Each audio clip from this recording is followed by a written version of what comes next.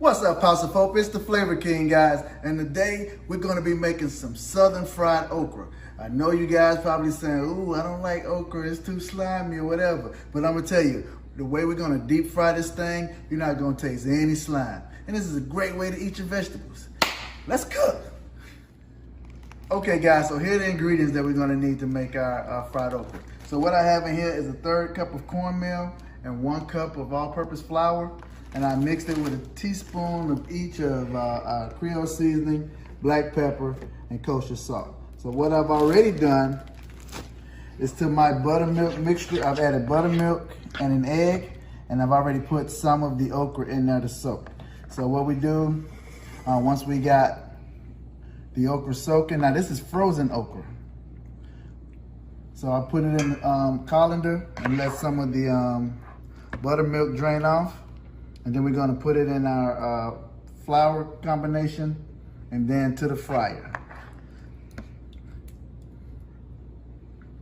Okay guys, look, we're back. We have our oil heating up and I've added my okra to the flour mixture. So we just go ahead and toss those up, get all of them coated, and then we'll add them to the oil. And we're gonna let these fry on about 350 degrees. That's about a medium-high heat, for about 3 to 4 minutes until they're nice and crispy and golden brown.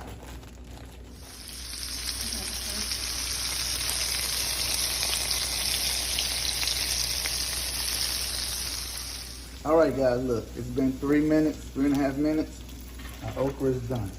Got a nice, crunchy exterior. The okra is cooked nice and tender on the inside.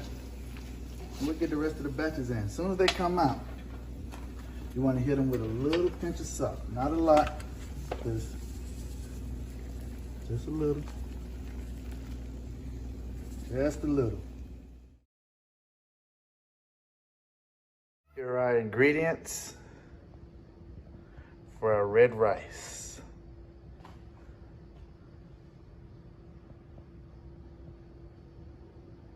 Got some brown sugar.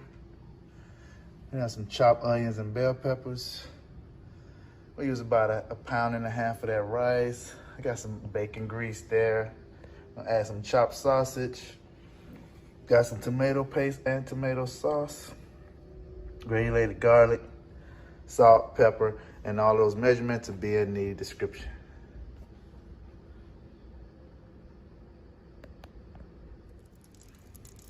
Okay, we got our bacon grease in the pot. We're gonna let that melt down, and then we'll add in our onions, bell peppers, and get those sauteed up. And then once we got those kind of translucent, we'll add in our sausage, the brown nose. Here, we have about a 1.5 pounds of rice.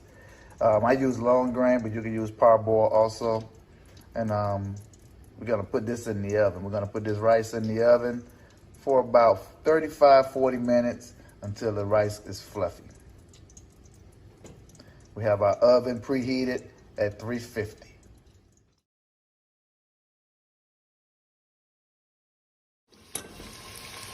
All right, so we have our onions and bell peppers in the sauteing. I like color in my food. You can use just the regular onion and the green peppers, green bell peppers, but I use green, orange, and red bell peppers. So we're gonna let that saute down in that bacon grease.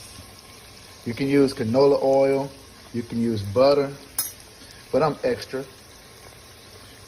So I used our bacon grease. That's gonna add another layer of flavor. Okay, so we got our meat in there browning. Like I said, we got our bacon fat in there, our bacon grease, and that's gonna pull in all those flavors. That's gonna pull in the flavors from those bell peppers and onions, the sausage, when we add that seasoning and that tomato and paste and sauce, and man, that's gonna make the perfect sauce for your rice. to your red rice. That grease gonna act like a carrier of all those flavors. Okay, so we added in our seasoning, and what we want to do now is start to mix that before that garlic starts to brown. So you want to mix that in.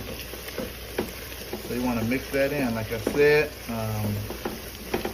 that bacon oil, that grease is gonna start to carry all of those flavors we just put in there. It's already smelling amazing. Like that brown sugar, added some brown sugar in that 2 tablespoons. That's gonna cut down the bitterness on that tomato paste and that tomato sauce once it get in there.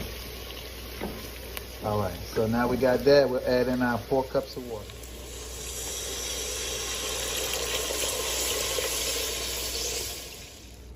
Okay, we added our 4 cups of water to the pot, and we're gonna bring that to a nice rolling boil.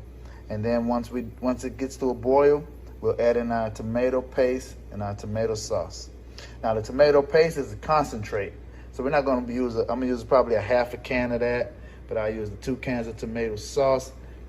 That tomato paste is gonna give it that dark red flavor that we're looking for in our red rice. Okay, so that's what we're looking for right there. And now we're gonna add in our tomato sauce and tomato paste. Okay, so I've added 23 ounces of our tomato sauce and 3 ounces of tomato paste. That's half a can. Like I had a 6-ounce can, I put 3 ounces in it. So we're gonna bring this back to a boil. Let's stir that around.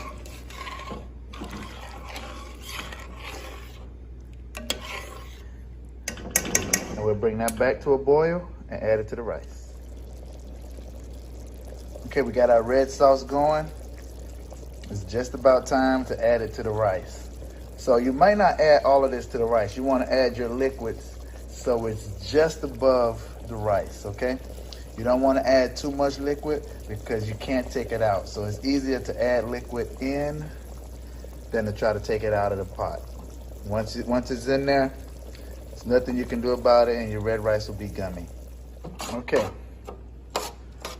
So as you see, we've added our tomato sauce to our rice.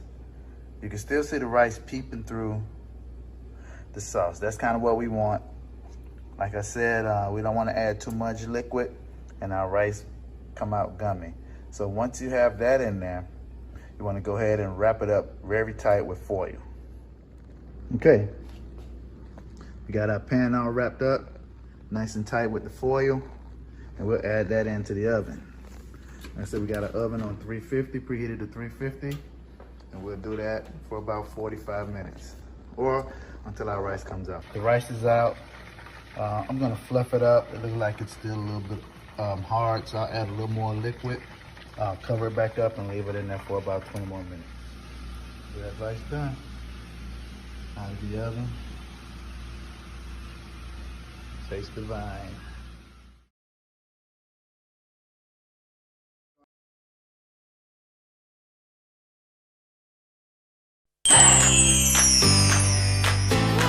We are still talking all about the season of fall. Hey, Miss Cam. Hey, Miss Cam.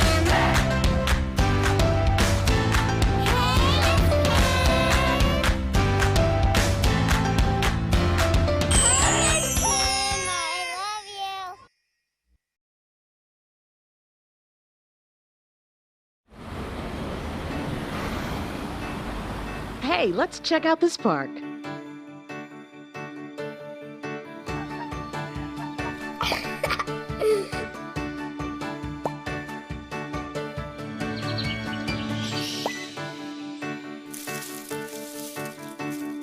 Oh, wow, that's really cool. To find a great local park or forest near you, go to discovertheforest.org. What's up, y'all? It's your boy Jermaine Dolly, Mr. Hello Dolly himself, and guess what? You're tuned in to Tea and Worship with my homies, Mignon and Corey. Keep it out, y'all.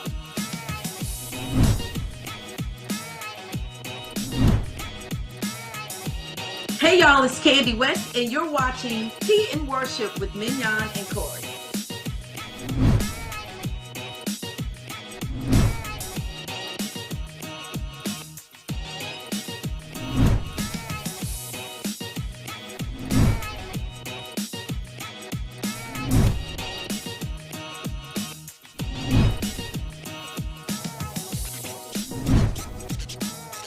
It's your boy James Fortune, and you are watching my favorite news show, Tea and Worship, with my sis Mignon and Corey.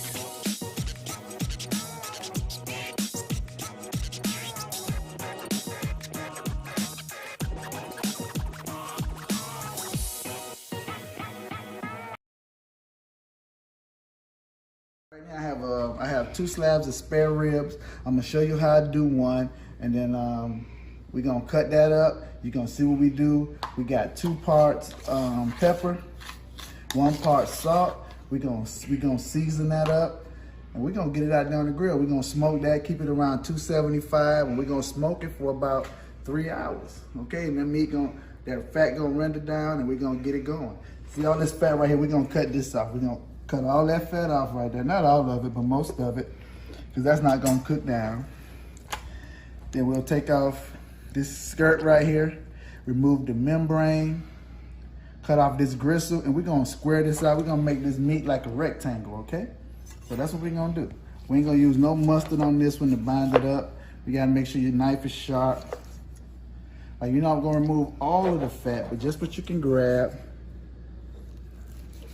That's what we're looking for, okay? Just taking all that fat, as much as you can grab out of there, okay? Now when we cut that back piece, we're gonna keep that, because that's when you go to the rib shack and you tell them to give you some small ends, that's what they give you. But yeah, we'll do that. We're gonna cut this okay, so we got the skirt off. We still cut off some of the fat back here. As you can see, like I said, we got right here, you can feel it. You can feel a little bone right there. Well, it's not bone, it's actually gristle. You can just cut through that, right? And then we're gonna square this meat off. You can feel the top of the rib right there. So that's kind of like the line we're gonna cut to square this thing up, okay? All this is the rib tip. That's that short end of the rib.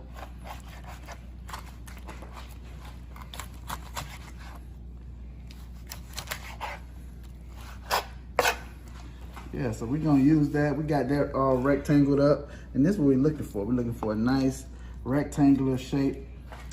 Get my little spritzer ready, which is gonna consist of some apple juice, some of that W sauce, some of that Worcestershire, and a little bit of olive oil. All right, so we want to put a nice coating of this pepper and salt mixture on your ribs. Like I said, this is 2 parts pepper, coarse black pepper, 1 part kosher salt. And this is all we're gonna use. You know, you wanna hit them sides too, make sure you get all that.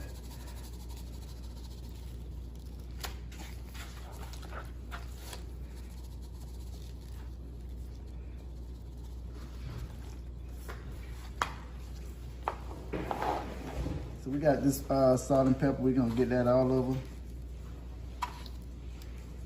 your meat. We're gonna cut this little back end off too. I wanna square it up a little bit more. All right, so that looks good right there.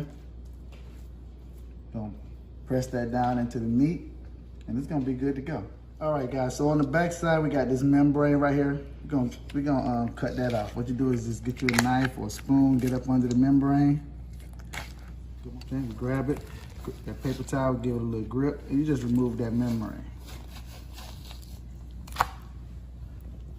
That's like that. Now see, this is those small ends, those short end ribs. I'm gonna separate these and I'll put them up to be cooked later when I want some small ends, but that's what all that is right there. Some small end ribs.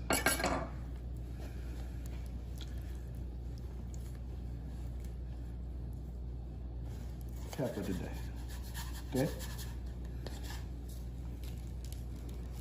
Make sure you get the coarse black pepper.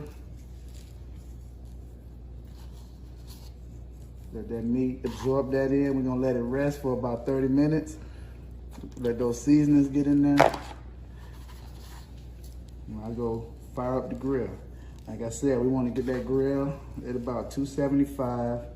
We're gonna let it stay like that until about an hour and a half or two in. Then I'll take it out and wrap it up. Now I'll put some butter, some brown sugar and honey in that foil packet. And we're gonna wrap that up and we're gonna let it cook out, get super tender, super tasty. And when these ribs gonna be ready. All right, guys, I got my wood chips soaking. I'm gonna put those on the direct side. I soak them in water so we can still get that good smoke and then they don't burn down as fast. So we're gonna hit that up like that. That smoke is gonna come from this side into the opening and it's gonna smoke the meat on the other side, okay? We wanna keep that temperature, like I said, at maybe around 275 degrees. We're gonna put our ribs on. We're gonna put them together, squish them up. It's gonna be all indirect heat on these, indirect heat.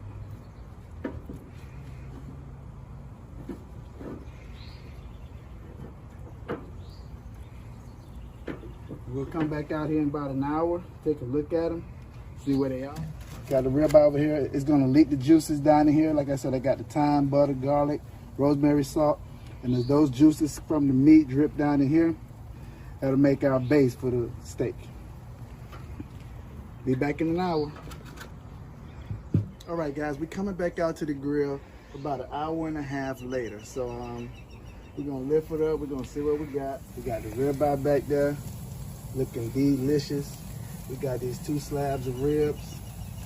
And I went on ahead and I put some hot dogs on the grill over here. So these bad boys on fire. So yeah, this is what we doing. Right here grilling. Whoa, lost one. So what we're gonna do now, we're gonna take the ribs off the grill. I think I got enough smoke with it. I'm gonna wrap them up. Gonna wrap them up in the foil with the brown sugar and butter and honey. You know, you can see the bones starting to show now, but I still want to render all that fat and membrane back there. So we still maybe got maybe another hour on the ribs, okay? We about to wrap them up. I'll be back. I'll show you the wrap up process too. Okay, so we're gonna start with the meat side down. I want the meat side down when I wrap it up. So look, we're gonna put some butter. We're gonna put some parquet down there.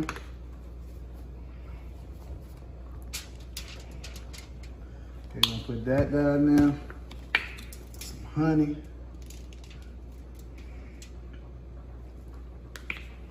Brown sugar. That's our little mixture right there, right? I'm gonna put that on the grill, meat side down. We want all this meat right here to be tender.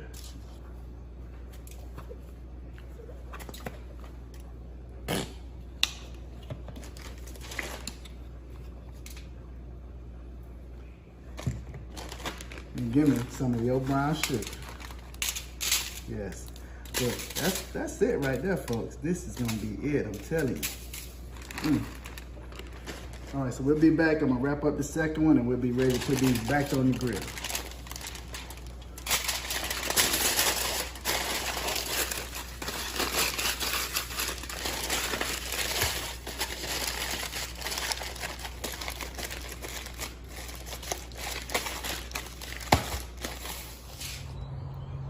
Okay guys, we're gonna put our ribs back on the grill now. They're all wrapped up.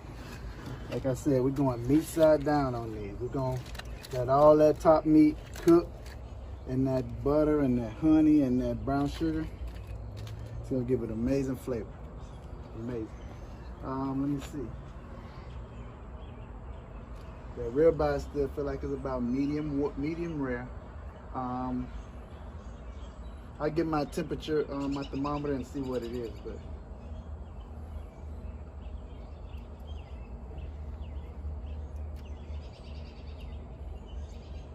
That looks delicious though. All right, thank y'all, we'll be back. Okay guys, I just brought those ribs in.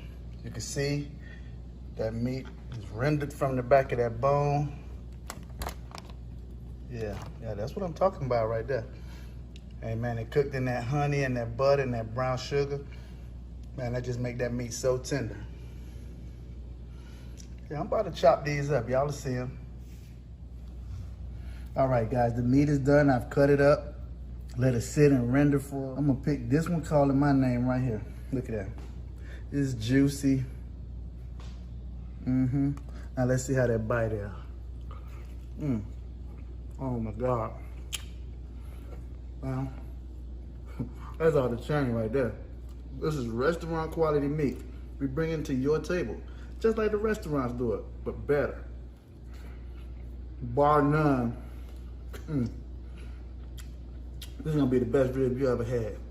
I promise you that.